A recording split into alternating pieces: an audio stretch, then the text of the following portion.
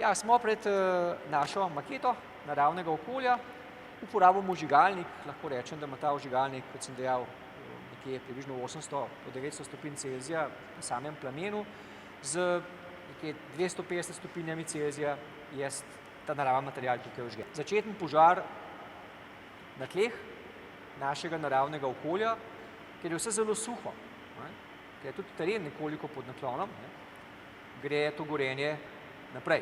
Če bi tukaj bil prisoten še veter, bi šlo to gorenje naprej še hitreje, vidno pa napreduje, nič ga ne ustavi. Pa tudi res, da ni okoli nobene čiste površine. Vse skupaj je dobro zaraščeno, kar vidimo danes tudi pri nas v naravnem okolju.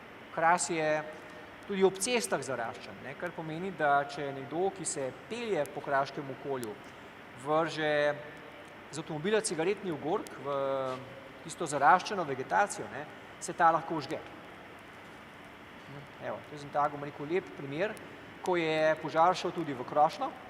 S tem, ko je šel požar v krošnjo, je gorenje bolj intenzivno, energije je več, goriva je več.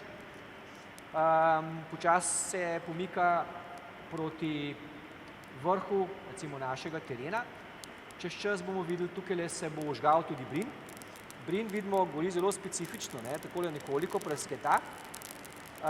Ima zelo veliko energije v teh igelcah. Brin je gorivo, ki je z vidika energije najbolj nevarno v slovenskem naravnem okolju. Kar vidimo tamle tudi, vžgal se je bor, plameni nekoliko prasketajo, pomeni, da zgorevajo aromatske snovi v samem boru. Brin je pogorel in nekako imamo napredovanje požara, ki je sorazmerno pričakovano po našem, vidimo, nekoliko nagnjenem terenu. Tudi naš drugi brin tamle zadaj se je vžgal, vžiga se bor. Intenzivno gorenje vidimo tamle po nekoliko svetlejši barvi plamena, po nekoliko bolj intenzivnem plamenu. Veliko energije, veliko gorljivih snovi v iglavcih, kar je značilno drevo našega kraškega okolja. To bi, če bi zdajle bilo v naravnem okolju, bil že izredno intenziven požar.